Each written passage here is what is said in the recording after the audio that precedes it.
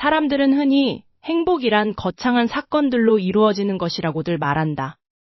하지만 내가 겪어온 지난 5년의 결혼 생활은 그런 드라마틱한 순간들보다는 매일 아침 정확히 6시 30분에 울리는 알람 소리와 창문을 타고 들어오는 햇살의 온도처럼 아주 사소하고 정갈한 루틴들의 집합체였다. 나는 무엇이든 제자리에 정해진 규칙대로 있어야 마음이 놓이는 꼼꼼한 성격이다. 아내는 그런 나를 가끔 피곤한 사람이라며 장난스럽게 타박했지만 정작 그녀는 내가 정리해 놓은 완벽한 질서 속에서 누구보다 편안하게 지내는 것처럼 보였다. 우리의 일상은 시계 태엽처럼 맞물려 돌아갔다. 아내는 다정했고 가정적이었으며 무엇보다 나를 깊이 이해하는 사람이라고 믿어 의심치 않았다. 그녀가 보여주는 사소한 배려들은 내 팍팍한 일상의 유일한 윤활유였다. 나는 퇴근 후 집에 돌아오면 가장 먼저 아내가 차려놓은 따뜻한 저녁 밥상을 마주했고, 주말이면 함께 마트를 다녀오거나 근교로 드라이브를 나가는 것이 전부였다. 특별할 것 없는, 그러나 세상에서 가장 평온한 일상이었다. 내게는 그런 일상을 지탱하는 또 하나의 중요한 의식이 있었다. 바로 내 에마인 세단을 관리하는 일이다. 나는 차에 타면 습관처럼 가장 먼저 운전석 시트의 각도를 살핀다. 등받이는 정확히 105도, 시트의 전후 위치는 내 다리 길이에 맞춰 페달을 밟았을 때 무릎이 살짝 굽혀지는 그 정교한 지점이어야만 한다. 나는 차 안에 먼지 하나, 공기 조절 장치의 미세한 눈금 하나까지도 내가 가장 편안함을 느끼는 상태로 고정해두곤 했다. 그것은 단순히 차를 아끼는 마음을 넘어 내 삶의 통제권을 확인하는 나만의 방식이었다. 그날 밤도 평소와 다를 바 없었다. 나는 차를 지하 주차장 지정석에 주차하고 시트가 흐트러지지 않았는지 다시 한번 확인한 뒤 문을 잠갔다. 차 안에는 내가 즐겨 듣는 재즈 음악의 잔향이 옅게 남아 있었고, 계기판의 불빛은 어둠 속에서 고요하게 빛났다. 모든 것이 완벽했다. 나는 아내에게 줄 작은 꽃다발을 사들고 가벼운 발걸음으로 집으로 향했다. 현관문을 열자마자 고소한 된장찌개 냄새가 풍겨왔고, 아내는 거실 소파에 앉아 나를 보며 환하게 웃어주었다. 그 웃음은 여전히 따스했고 나는 그 평화가 영원히 지속될 것이라 믿었다. 하지만 그 믿음은 그날 밤 깊은 잠에 들기 전까지의 유효기간이었던 모양이다. 다음 날 아침, 평소보다 조금 일찍 눈이 떠졌다. 창밖은 아직 푸르스름한 새벽빛을 머금고 있었다. 나는 습관처럼 차 키를 챙겨 1층 주차장으로 내려갔다. 날씨가 꽤 쌀쌀했지만 기분 좋은 아침 공기를 마시며 내 차로 다가갔다. 리모컨 버튼을 눌러 잠금을 해제하고 자연스럽게 운전석 문을 열었다. 그런데 이상했다. 차 문을 열고 몸을 밀어넣는 순간 내 무릎이 스티어링 휠에 강하게 부딪혔다. 윽! 하는 짧은 신음과 함께 나는 멈칫했다. 평소라면 결코 일어날 수 없는 일이었다. 당황한 마음으로 시트를 내려다본 나는 순간 뇌가 멈추는 듯한 충격을 받았다. 운전석 시트가 내가 설정해 놓은 그 완벽한 위치가 아니었다. 시트는 평소보다 좋기 10cm는 앞쪽으로 바짝 당겨져 있었다. 누군가 억지로 몸을 쑤셔 넣기라도 한 듯 등받이 역시 평소보다 훨씬 가파르게 세워져 있었다. 마치 낯선 사람이 내 차를 몰고 나갔다가 원래의 내 설정을 까맣게 잊은 채 엉망으로 되돌려 놓은 것 같은 모습. 등줄기를 타고 서늘한 기운이 내려앉았다. 어제 분명히 내가 직접 확인하고 잠갔던 차였다. 나 말고는 아무도 내 차 열쇠를 가진 사람이 없는데 대체 누가 왜 내 차의 시트를 이렇게까지 앞으로 밀어놓은 걸까? 꼼꼼하게 정돈되어 있던 내 일상의 질서가 한순간에 산산조각 나는 소리가 들리는 듯했다. 평소와 다름없는 일상이었지만 유독 그날 아침차 안의 공기는 평소와 조금 달랐다. 나는 차를 타면 습관적으로 백미러와 시트 위치부터 확인하는 버릇이 있다. 미세하게 틀어진 시트의 높이, 그리고 내 키에 맞춰져 있던 백미러가 아주 미묘하게, 그러나 분명하게 다른 각도로 고정되어 있었다. 나는 운전대를 잡은 손에 힘을 꾹 주었다.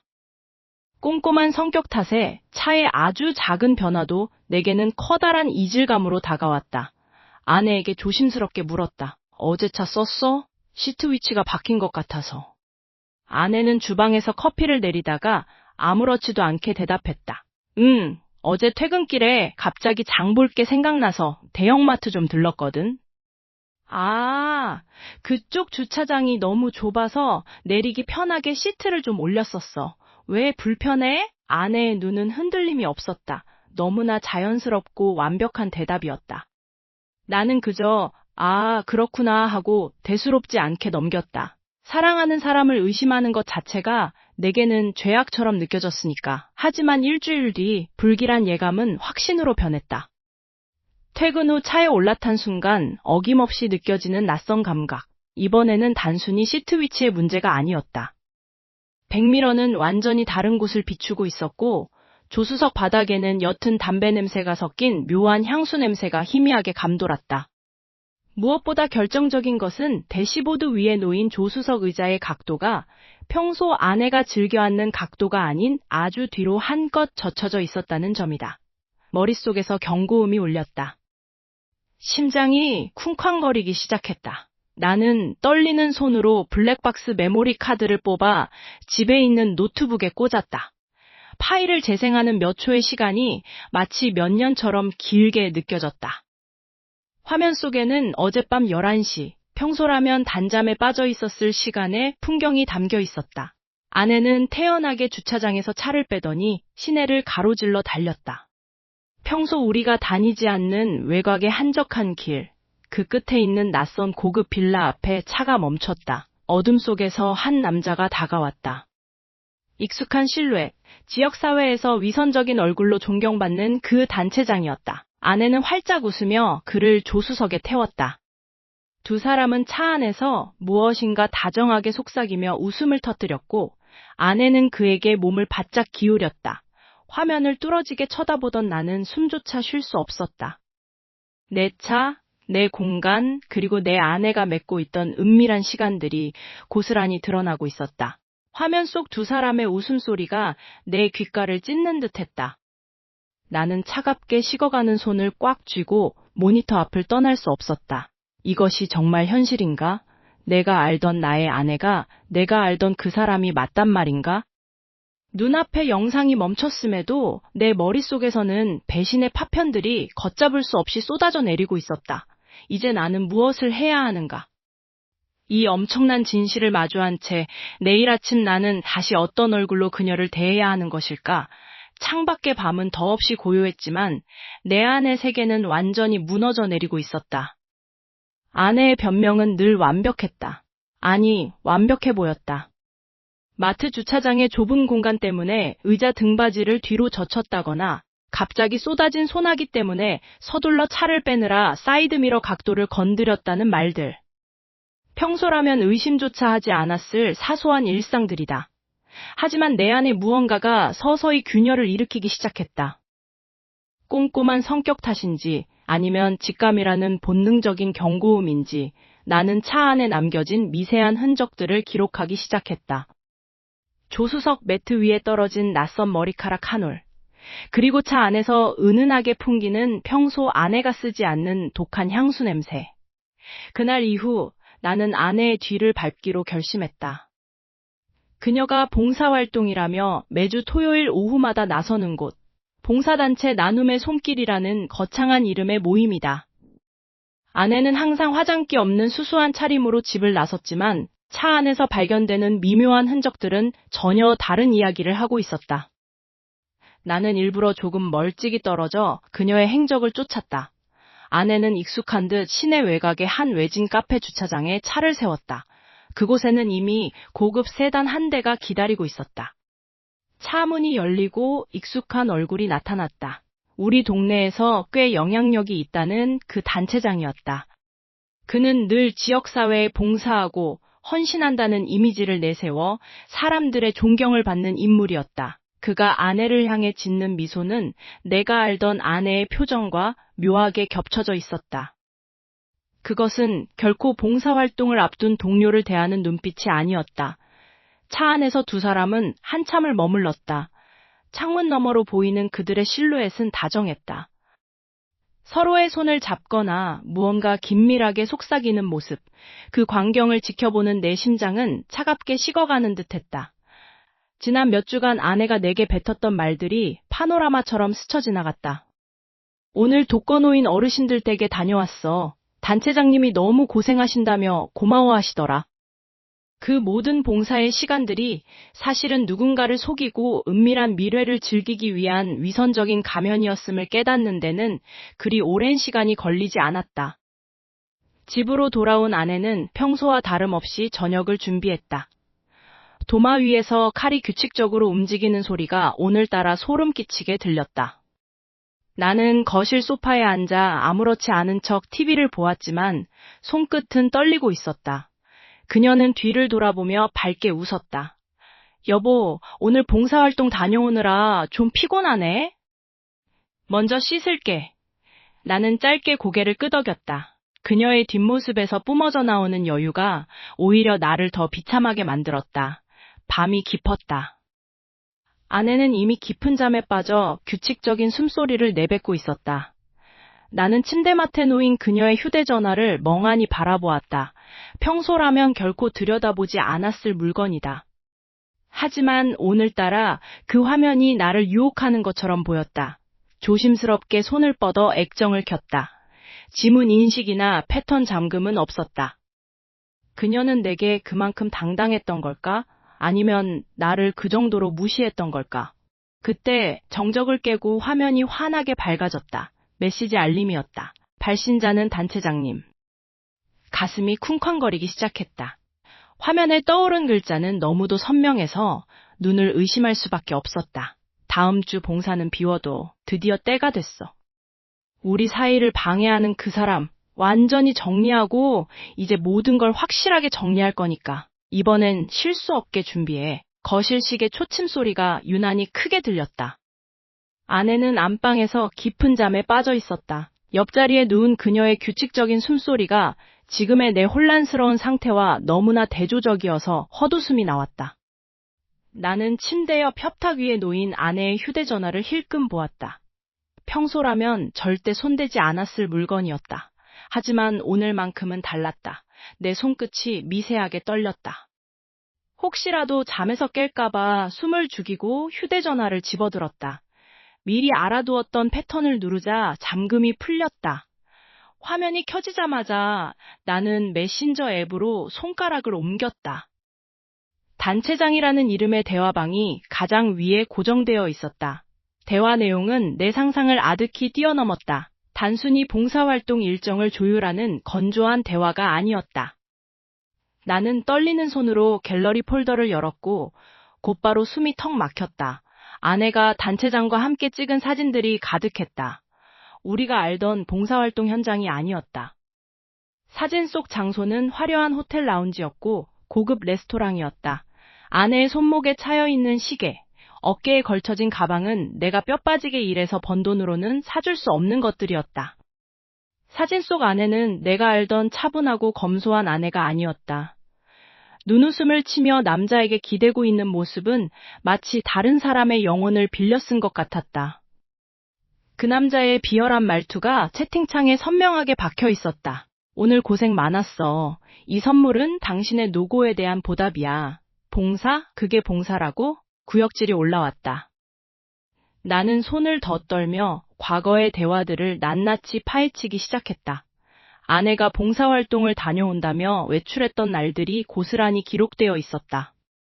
그날들은 꼬박꼬박 호텔 예약이나 고급 오마카세 식당 예약 메시지로 채워져 있었다. 단체장은 철저한 위선자였다. 겉으로는 지역사회를 위해 헌신하는 척, 봉사단체의 대장 노릇을 하며 뒤에서는 내 아내와 미래를 즐기고 있었다. 아내 역시 그 위선의 완벽한 공범이었다. 내가 평소 차량 관리에 집착하며 꼼꼼하게 일상을 챙길 때 그녀는 내 뒤통수를 치며 다른 남자의 품에서 웃고 있었다는 사실이 뼈저리게 느껴졌다. 참담함보다 분노가 치밀어 올랐다. 모든 게 철저히 계산된 연기였다. 우리 결혼 생활 자체가 그들에게는 그저 조롱거리였을지도 모른다는 생각에 머리가 아찔했다. 마지막으로 본 메시지는 내 심장을 완전히 얼어붙게 만들었다. 가장 최근 불과 몇 시간 전에 오간 대화였다. 단체장, 이제 지루한 생활은 그만 정리하자고 했잖아. 그 사람 설득해서 집 팔게 해. 아파트 가격도 올랐는데 그거 정리하면 우리 둘이 새로 시작할 자금은 충분해.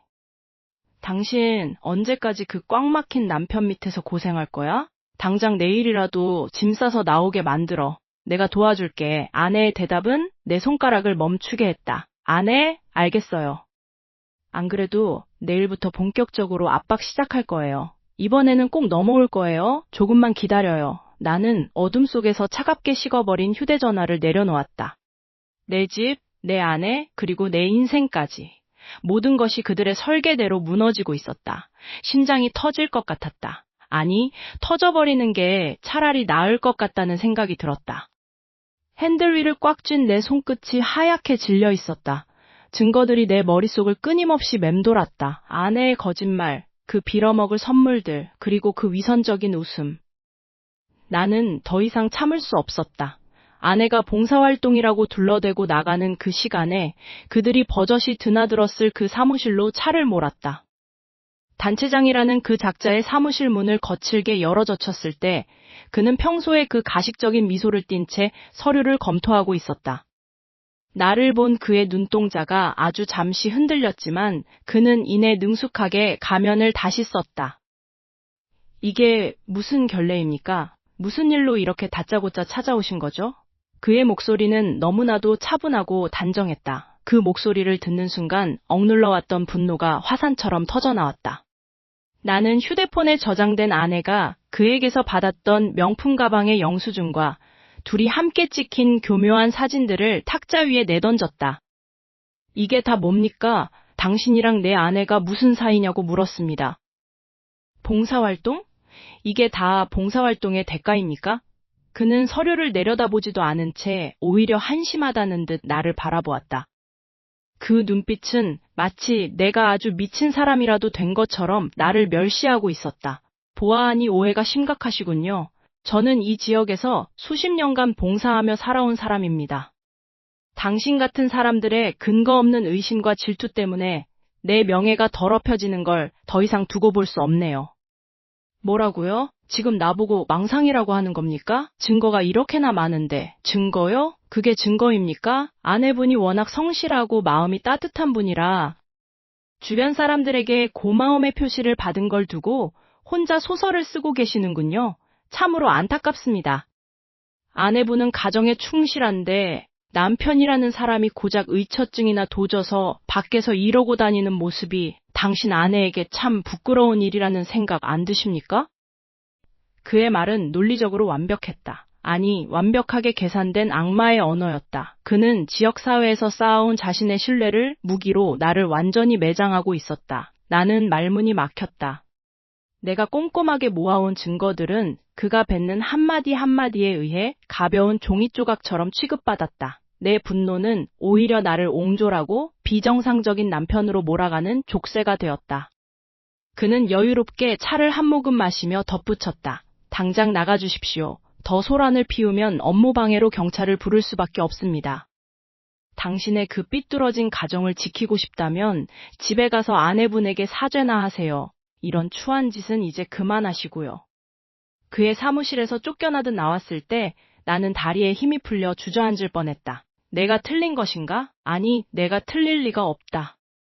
내 눈으로 본 것, 내 손으로 찾아낸 사실들이 저자의 말 한마디에 거짓이 되어버린 상황이 미칠 듯이 억울했다. 덜덜 떨리는 손으로 담배를 피우려는데 주머니 속에서 휴대폰이 요란하게 울렸다. 화면에는 아내의 이름이 떠 있었다. 여보라고 저장된 그 이름이 지금은 왜 이리도 소름 끼치게 느껴지는지 나는 깊은 한숨을 내쉬며 통화 버튼을 눌렀다. 여보세요?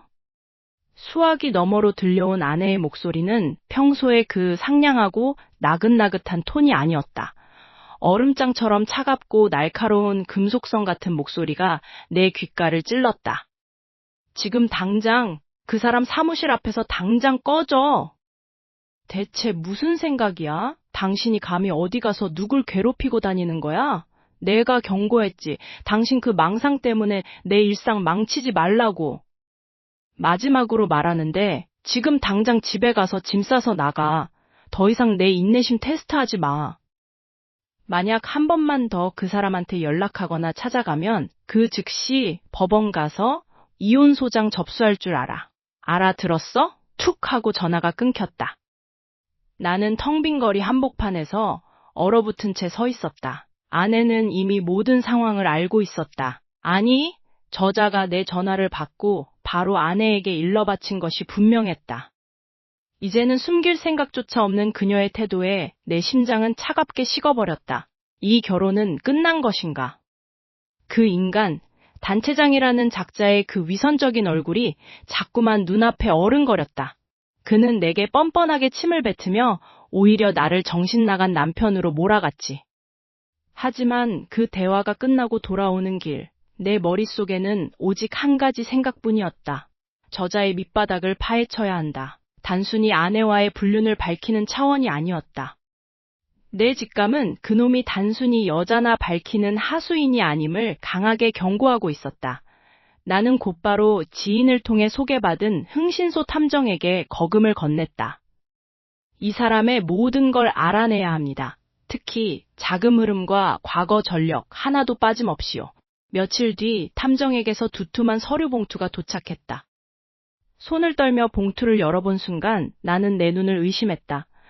그놈은 봉사활동 단체장이라는 화려한 명함 뒤에 수십 명의 부녀자를 농락해온 전문 사기꾼의 얼굴을 숨기고 있었다. 서류에는 그가 과거에 어떤 수법으로 여성들의 재산을 갈취하고 잠적했는지 상세히 기록되어 있었다. 도박빚, 사채이자, 그리고 수없이 많은 고소장. 그는 말 그대로 파산 직전의 인생을 살고 있었고 내 아내는 그가 노린 다음 먹잇감이자 어쩌면 그가 이 도시에서 마지막으로 터뜨리려 했던 대어였다. 심장이 쿵쾅거렸다. 그래, 아내는 그저 이놈의 화술에 속아 넘어간 피해자일 거야. 나는 애써 그렇게 생각하려 했다. 아내의 그 착하고 순진했던 모습들이 전부 가짜일 리 없다고. 그녀도 이놈에게 가스라이팅을 당해 자기 몫의 재산을 빼앗기고 있는 불쌍한 여인일 거라고 스스로를 다독였다. 하지만 서류 뒷장을 넘길수록 내 희망은 무참히 짓밟혔다. 탐정이 확보한 자료 속에는 그놈의 계좌 내역과 함께 그와 아내가 주고받은 은밀한 메시지들이 캡처되어 있었다. 거기엔 내가 아내를 끔찍이 아끼며 모아온 비상금, 우리 부부의 미래를 위해 남겨둔 적금 통장의 비밀번호와 이체 한도까지 적나라하게 공유되고 있었다. 아내는 그놈에게 묻고 있었다. 이 정도면 당신 빚 정리하고 우리 둘이 떠날 수 있는 거지? 그 문장을 읽는 순간 세상이 무너지는 듯한 현기증이 몰려왔다. 단순히 정에 이끌려 바람을 피운 게 아니었다. 아내는 피해자가 아니라 내 인생을 통째로 털어버리기로 작정한 공범이었다. 나는 떨리는 손으로 마지막 파일을 펼쳤다. 그것은 지난달 내가 출장으로 집을 비웠던 그 밤에 작성된 사문서였다. 등기소나 은행의 공식 서류는 아니었지만 아내가 단체장과 공모하여 우리 부부 명의로 된 아파트와 예금마, 심지어 내 퇴직금까지 그놈의 차명 계좌로 이전하기 위한 사전 약정서였다. 문서 맨 아래쪽 아내의 서명란에는 흔들림 없는 필체로 그녀의 이름이 또렷하게 적혀 있었다. 그것은 내가 그토록 지키고 싶었던 우리 가정의 종말을 알리는 사망 선고장이나 다름없었다. 나는 그 자리에 털썩 주저앉았다. 아내는 처음부터 나를 사랑한 적이 없었던 걸까? 아니면 이 지독한 배신이 그녀가 그토록 원했던 자유의 대가였을까? 차갑게 식어버린 거실, 벽식의 초침 소리만이 내 고막을 날카롭게 찌르고 있었다. 아내의 외도는 단순한 일탈이 아니라 내 모든 것을 앗아갈 정교한 범죄의 서막이었다. 이제 나는 어떻게 해야 하는가? 이 문서를 들고 경찰서로 달려가야 할까? 아니면 이 밤 내 집으로 돌아올 그녀의 얼굴을 똑바로 마주하며 마지막 대화를 나누어야 할까? 그 인간이 꼬리를 잡혔다는 걸 알아차리는 데는 그리 오랜 시간이 걸리지 않았다. 내 뒤를 밟는 검은색 세단이 며칠째 집 근처를 맴돌고 있었다. 그저 기분 탓이길 바랐지만 내 예감은 단 한 번도 틀린 적이 없었다. 놈은 더 이상 고상한 척하는 위선자가 아니었다. 사냥감을 압박하는 포식자의 눈빛으로 나를 조여오기 시작했다. 어젯밤 퇴근길에 모르는 번호로 사진 몇 장이 전송되었다. 처음에는 심장이 덜컥 내려앉았다. 사진 속에는 내가 어두운 골목에서 누군가와 은밀하게 접촉하는 듯한 모습이 담겨 있었다. 하지만 자세히 들여다보니 조잡한 합성의 흔적이 역력했다. 놈은 나의 꼼꼼함을 역이용하려 했다. 내가 증거를 수집하는 과정을 엿보고는 역으로 나를 파렴치한 스토커로 몰아가려는 수작이었다. 이런 걸로 나를 겁줄 수 있을 거라 생각하나? 나는 이를 악물고 휴대폰을 움켜쥐었다. 하지만 현실은 생각보다 훨씬 더 잔인했다. 그 사진들을 아내에게 보여주며 이게 무슨 짓이냐고 따져 물었을 때 아내의 반응은 내 모든 방어 기제를 무너뜨렸다. 당신 정말 병이야. 어떻게 이 정도까지 망가질 수 있어? 그 사람에 대한 열등감이 이런 조작된 사진까지 만들게 한 거야? 아내는 소리를 지르지 않았다. 오히려 아주 차분하고 냉담한 목소리로 나를 벌레 보듯 내려다보았다. 놈이 아내에게 무슨 세뇌를 시켰는지 아니면 처음부터 놈의 목적이 우리 부부의 완벽한 파탄이었는지 알 수 없었다. 아내는 이미 나를 질투에 눈이 먼 정신병자로 낙인 찍어버렸다. 당신이 자꾸 사람을 스토킹하고 이상한 의심을 하니까 그분이 참다 못해 법적 대응을 준비하고 계셔. 나도 더는 못 참아. 그날 이후 집안의 공기는 숨이 막힐 듯 무거워졌다. 아내는 식탁에서도 거실에서도 나를 투명인간 취급했다. 내가 꼼꼼하게 정리해두었던 서재의 서류들은 엉망으로 흩어져 있었고 집안 곳곳에 설치해두었던 작은 보안 장치들은 모두 제거되어 쓰레기통에 처박혀 있었다. 놈은 나의 모든 영토를 조금씩 잠식해 들어왔고 아내는 그 길을 활짝 열어주고 있었다. 어느 날 저녁 회사 일로 지칠 대로 지쳐 돌아온 집안은 평소보다 기묘하게 조용했다. 거실 중앙에는 낡은 여행용 가방 하나가 덩그러니 놓여 있었다.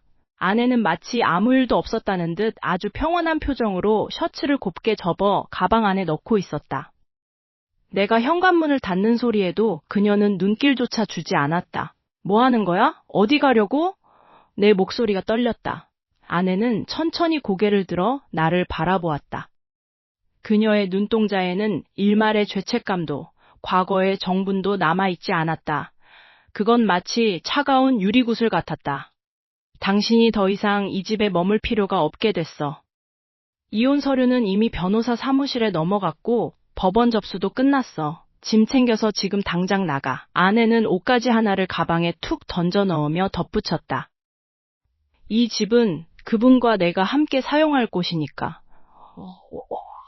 당신은 더 이상 여기서 아무것도 아니야. 심장이 멈추는 것 같았다. 나의 꼼꼼함으로 쌓아 올렸던 이 완벽한 일상이 놈의 얄팍한 거짓말과 아내의 배신 앞에 모래성처럼 허물어지고 있었다. 나는 내 집 현관 앞에 서서 내 인생의 가장 참혹한 순간을 마주하고 있었다. 드디어 결전의 날이 밝았다. 양가 부모님을 모신 자리, 팽팽한 긴장감이 거실을 가득 채웠다. 아내는 그 와중에도 아무 일 없다는 듯 고운 한복 차림으로 앉아 마치 자신이 피해자인 양 눈물을 글썽이고 있었다. 옆에 앉은 단체장은 그 가식적인 가면을 쓴 채 나를 향해 혀를 쯧쯧 차며 동정어린 표정을 지어 보였다. 그는 사람 좋은 웃음을 흘리며 어른들께 인사를 올렸다. 아버님, 어머니, 우리 씨가 오해를 많이 하고 있습니다. 제가 봉사단체장으로서 아내분의 힘든 일을 돕다가 생긴 오해인데 이렇게까지 확대될 줄 몰랐네요. 오히려 제가 사과드려야 할 판입니다. 그의 목소리는 너무나 태연했다. 순간 울컥 치밀어 오르는 분노를 꾹 눌러 담았다. 나는 꼼꼼하게 준비해온 노트북을 식탁 중앙으로 밀어 넣었다. 아내는 갑자기 이게 뭐 하는 짓이야 라며 소리를 질렀지만 나는 아랑곳하지 않고 저장된 파일을 클릭했다. 스크린 위로차 안에 블랙박스 영상들이 파노라마처럼 펼쳐졌다. 영상 속에서 아내와 단체장이 나누던 대화는 가관이었다. 봉사활동은 핑계일 뿐 그들의 대화는 온통 내 재산을 어떻게 빼돌릴지 그리고 나를 어떻게 바보로 만들지에 대한 모의로 가득했다. 영상뿐만이 아니었다. 그가 그동안 얼마나 많은 사람의 돈을 가로챘는지 아내 몰래 빼돌린 내 통장 잔액의 흐름과 입금 내역까지 전부 적나라하게 드러났다. 방 안은 순식간에 정적에 휩싸였다. 장인어른과 시부모님의 얼굴이 흑빛으로 변해갔다. 단체장의 얼굴에서는 서서히 핏기가 사라지더니 이내 당혹감과 분노가 뒤섞인 추악한 본색이 드러났다. 이거 다 조작이야. 어디서 이런 쓰레기 같은 자료를 가지고. 그는 고함을 지르며 노트북을 엎으려 했다. 하지만 이미 늦었다. 아내의 거짓말과 단체장의 위선이 적나라하게 밝혀지는 순간 나는 승리감보다 더 깊은 환멸을 느꼈다. 이제 끝이라고 생각했다. 모든 것이 폭로되었으니 더는 그들이 발뺌할 곳은 없을 것이라 믿었다. 하지만 아내의 반응은 예상과는 전혀 달랐다. 그녀는 울음을 뚝 그쳤다. 그리고 기괴할 정도로 차가운 미소를 지으며 나를 똑바로 쳐다보았다. 그 미소는 마치 광기 어린 사람의 그것 같았다. 그녀는 천천히 자리에서 일어나 나에게 다가와 귓가에 낮게 속삭였다. 당신 아직도 상황 파악이 안 돼? 이 영상들, 이 서류들 아무 소용없어. 내가 왜 이런 짓까지 했을 것 같아? 애초에 당신이 번 돈, 그 명의, 그리고 당신이 굳게 믿고 있던 그 모든 금융 통제권 말이야. 사실 이미 1년 전부터 내 쪽으로 다 넘어와 있었어. 당신은 지금 빈 껍데기만 가지고 이 집을 나가는 거야. 당신이 아무리 발버둥 쳐봐야 이미 모든 돈은 그 사람 주머니로 들어갔고 당신은 법적으로도 한 푼도 못 가져가. 바보 같은 사람, 이제야 알겠어? 폭풍이 지나간 자리는 생각보다 더 고요했다. 거실에 덩그러니 놓인 소파와 텅 빈 벽면, 그리고 며칠 전까지만 해도 그녀의 향기가 남아있던 공간에는 이제 서늘한 정적만이 감돌고 있었다. 가족 모임에서 모든 진실이 폭로되었을 때 그들의 얼굴은 공포와 수치심으로 일그러져 있었다. 그 위선자의 가면이 산산조각나고 아내의 능숙하던 거짓말이 차가운 증거들 앞에 무력하게 짓밟히던 그 순간 나는 카타르시스가 아닌 지독한 허물을 느꼈다. 나는 창가에 서서 밖을 내다보았다. 창문에 비친 내 얼굴은 내가 알던 사람인가 싶을 정도로 낯설었다. 지난 몇 달간 나는 내 삶의 모든 디테일을 통제하려 애썼다. 차의 미세한 각도, 아내의 사소한 거짓말, 의심스러운 정황들, 그 꼼꼼함이 결국 나를 이 진흙탕 속으로 밀어넣은 것일까? 변호사는 이제부터가 진짜 전쟁이라고 했다. 손해배상 청구, 위자료 소송, 그리고 그 인간이 저질러 놓은 범죄들을 낱낱이 파헤치면 그들은 평생을 빚더미 속에서 허우적대야 할 것이라고. 문득 식탁 위에 놓인 서류 봉투가 눈에 들어왔다. 이혼 소장이었다. 그 서류에 담긴 그녀의 서명을 가만히 쓸어보았다. 우리는 정말 사랑했을까? 아니면 나 또한 그저 그녀가 연기하던 일상의 소품 중 하나였을까? 다 끝났어. 나는 스스로에게 나지막이 속삭였다. 이제 이 법적 다툼을 계속하며 나의 남은 인생을 그 지저분한 사람들의 뒤를 쫓는데 허비할 것인가? 아니면 이 모든 것을 뒤로하고 완전히 새로운 곳에서 다시 시작할 것인가? 길고 긴 고민이 머릿속을 맴돌았다. 나의 꼼꼼한 성격은 멈추지 말고 끝까지 그들을 파멸시키라고 명령하고 있었지만 심장은 이제 그만 그들의 이름조차 기억하기 싫다고 아우성쳤다. 집안의 물건들을 하나씩 정리하기 시작했다. 그녀가 아끼던 화분, 함께 갔던 여행지에서 산 기념품들. 그것들을 쓰레기 봉투에 담아버릴 때마다 마치 내 안에 독소가 빠져나가는 기분이 들었다. 마침내 모든 짐을 정리하고 마지막으로 현관문을 향했다. 열쇠를 돌려 문을 잠그는 그 찰나의 철컥 소리가 유난히 크게 울렸다. 그 소리는 지난 세월에 대한 확실한 종지부이자 닫히는 나의 과거였다. 하지만 거리로 나와 차에 올라탔을 때 계기판 위에 놓인 익숙한 물건 하나가 내 시선을 붙잡았다. 그것은 아내가 평소 즐겨 쓰던 립스틱이었다. 분명 어제 치운 줄 알았는데 왜 여기에 있는 거지? 순간 등골을 타고 서늘한 기운이 내려앉았다. 단순한 유실물이 아니었다. 그것은 마치 우리는 여기서 끝나지 않아라고 비웃는 듯한 경고처럼 보였다. 그때였다. 내 휴대전화가 진동하며 낯선 번호로부터 문자가 하나 도착했다. 모든 걸 잃은 줄 알았지? 아니, 이제부터가 시작이야. 내가 가진 그 완벽한 평온은 절대 오래가지 않을 거니까. 그들의 파멸을 확인했다고 믿었던 내 확신이 순식간에 흔들리기 시작했다.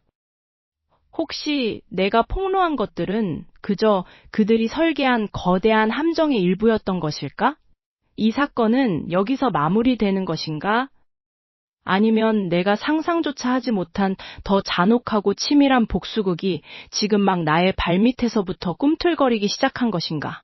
나는 핸들을 꽉 쥔 채 거울 속의 나를 응시했다.